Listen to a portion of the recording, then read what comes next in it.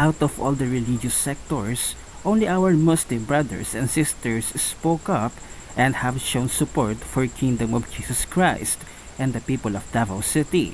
Yung INC, Roman Catholics, at iba pang Christian groups, tahimik lang. Okay lang siguro sa kanila.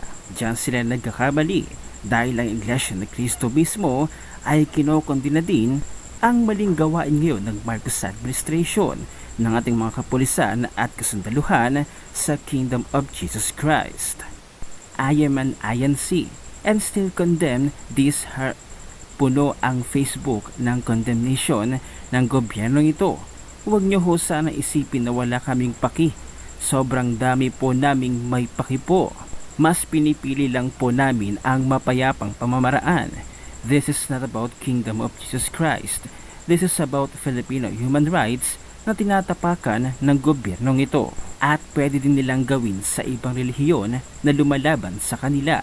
Lahat, buo kong angkan ay kinokondena po ang nangyayari sa bansang admin ngayon. Sinadya kagabi iyong pagpapaputok ng tear gas upang maipasok iyong mga itinanim nilang mga armas sa loob ng Kingdom of Jesus Christ compound magdamag kagabi. Lahat ng kademonyohan ay gagawin ni Torre, Marbil at Abalos to justify the takeover of the kingdom properties. Hindi si Pastor Apollo Kibuloy ang tunay na pakay ng paglusob at pagkubkob sa Kingdom of Jesus Christ compound. Ang pag-agaw at pagkamkam sa Kingdom of Jesus Christ properties ang sadyang dahilan. Tore, marami sa mga pulis ang hindi sang-ayon sa iyong kabuktutan at sila ang nakakausap namin, kaya alam namin ang lahat ng plano ninyo. This is the Marcos Jr. Playbook at para sa latest at buong kaganapan ngayon sa Kingdom of Jesus Christ compound, ibinahagi at inilahad mismo ni Attorney Torion ang mga plano ng Marcos administration at ng mga kapulisan, ang kanilang binabalak sa loob ng school. Kawawa na rin ang mga estudyante dito, naapektuhan na rin sila. Narito ang full video, panoorin natin. This Attorney Israelito Torion, the legal counsel of the... May hiling ngayon ng isang political commentator sa pamunuan ng Iglesia ni Cristo kasunod ng tinura ni Nicolas Torre kay Pauline Canada. Kung ano ito, alamin sa report ni Franco Baranda. Ewan ko kung ito ay talagang kaugalian ba ng Iglesia. I don't believe eh. Kaya siguro, ka Eduardo, pakitingnan mo lang ha. Ginagamit yung simbahan ninyo nitong si Nicolas Torre sa magandang kabutihan, magandang pamamaraan para sa ikabubuti niya. Hiniling ng political commentator na si Jay Sonza sa pamunuan ng Iglesia ni Cristo na imbestigahan ang pagre-recruit ni Police Regional Office Davao Region Director Nicolas Torres sa partner ni Pauline Canada. Ani Sonza, matapos maaresto si Canada sa kanyang bahay noong nakaraang buwan dahil sa kinakaharap na akusasyon ay tinangka umano nitong hikayatin ang partner ni Canada na maging miyembro ng INC dahil sa eksperto ito sa IT. Gusto kong bumati ng magandang gabi muna kay Eduardo Manalo ng Iglesia ni Cristo. Kasi sa isang press conference, hindi press conference, interview. Yung nahuli yung asawa ni si Pauline. Canada. Kasama yung kanyang mahal sa buhay. Abay, kamukat-mukat mo, siguro sa kakatanong-tanong, nalaman nila, eksperto sa IT. O sa computer.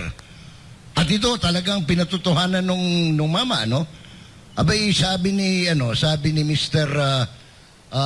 Torre, si Mangkulas, sabi niya, bay, dito ka na lang sa amin, sa Iglesia ni Cristo. Nag-recruit pa?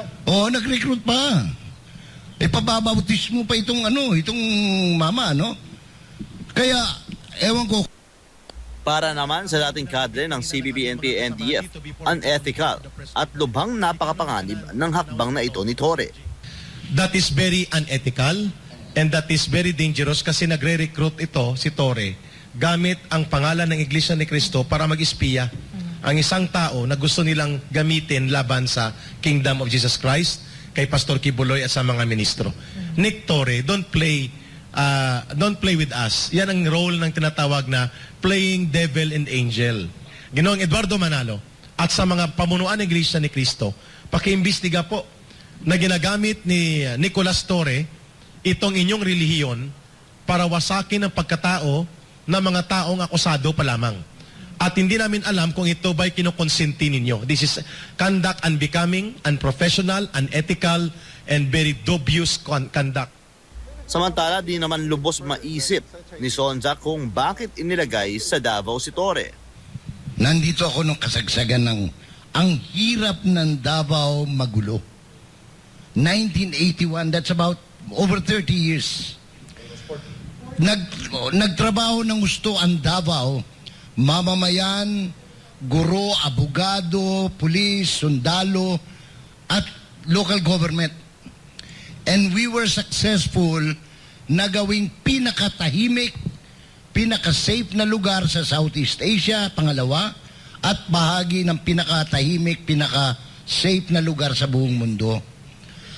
Ang hindi ko maintindihan, at ito, kagabi tinanong ko sa Panginoon bago ako makatulog ano bang kasalanan ng Davao at lahat ng mga bulok na opisyal na mga general ay dito pa tinapon sa isipin mo isinuka ng Quezon City si Torre tapos dinala rito. Diba? Bakit siya sinuka? Anong ginawa niya? Abay, paano Si hindi Torre, anong ginawa niya? paano hindi isusuka? Ang kinakandili niya yung mga lawbreakers. Naalala mo yung mamang kalbo katulad ko na nanutok ng baril sa nagbibisikleta. Nagpagawa siya nagpatawag ng press conference si Torre, dinipensahan. Yung pulis na yan. Hawig mo pa naman. Ayan silang dalawa, tingnan mo. Preferential treatment. May preferential treatment. So, yung character pa lang niya kahit noon, walang prinsipyo itong taong ito. Bukod naman sa naturang hakbang ni Torre ay una na rin itong pinuna sa pagsisinungaling sa pagka-aresto kay Pauline Canada. Para sa Diyos at Philippines Kumahal, Franco Baranda, SMNI News.